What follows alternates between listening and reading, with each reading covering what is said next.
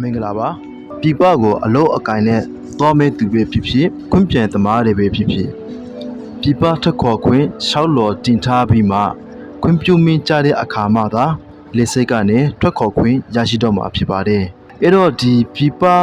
ထွက်ခေါ်ခွင့်ရှောက်လော်ကိုဘယ်လိုမျိုးတင်ရမှာလဲဘယ်ကိုတင်ရမှာလဲတင်တဲ့အခါမှာဘယ်လိုစာရွက်စာတမ်းမျိုးကိုပူးထွေးပြီးတော့တင်ပေးရမလဲဆိုတာကို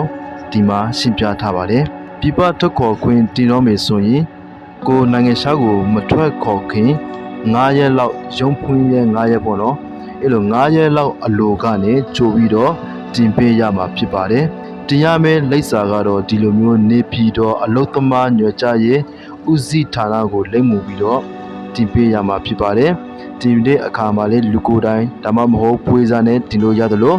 စာတိုက်ကနေပဲဖြစ်ဖြစ်အမြန်ရှောနဲ့ပဲဖြစ်ဖြစ်အဆင်ပြေတယ်လို့ပေးဖို့လို့ရပါတယ်ဒီလိုမျိုးပြပထွက်ခေါ်ခွင့်ကိုတင်တဲ့အခါမှာဘယ်လိုမျိုးစာရွက်စာတမ်းတွေကိုပူးတွဲပြီးတော့တင်ပေးရမလဲဆိုတော့ပြပထွက်ခေါ်ခွင့်ရှောက်လော်စာရွက်ပေါ့နော်ပြပထွက်ခေါ်ခွင့်ရှောက်လော်စာရွက်မှာကိုကစာရေးပြီးတော့ပြရမယ်ပြီးတဲ့အခါကိုရဲ့ passport စာအုပ်မိတ္တူ OWIC ကရှင်းနောက်မိတ္တူဆိုတာတွေဟာပြီးတော့လင်ရင်လက်မှတ်ကိုကခွင့်ပြန်သမားဆိုရင်ကိုရဲ့အလုပ်စီကယူထားတဲ့ခွင့်စာဒီလိုတက်တန်းရှိတဲ့ဝတ်ပါမိတ်ပြီးတော့မြန်မာနိုင်ငံလက်စစ်ကိုဝင်ထားတဲ့လာဝကအဝင်တုံးအဲ့ဒါတွေကိုပူးတွဲပြီးတော့နေပြီးတော့အလုပ်သမားညွှန်ကြားရေးဦးစီးဌာနကိုတင်ပေးရမှာဖြစ်ပါတယ်ဦးစီးဌာနကနေခွင့်ပြုမိကြားတဲ့အခါမှာကိုက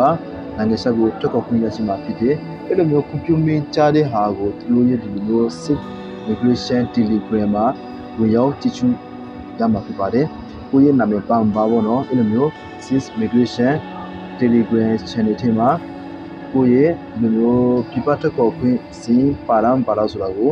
တိုက်ကြည့်ရမှာဖြစ်ပါတယ်ဒီနေရာမှာအရေးကြီးတာတစ်ခုကဒီလိုမျိုးပြပထွက်ခေါ်ခွင့်မှာကိုရဲ့နာမည်ပါလာပြီဆိုရင်ပေးထားတဲ့ရက်စွဲအတိုင်းကိုကထွက်ခေါ်ရမှာဖြစ်တယ်အဲ့လိုမျိုးပြပထွက်ခေါ်ခွင့်ကြားတဲ့နေ့မှာကိုကမတော်ဖြစ်ဘူးဆိုရင်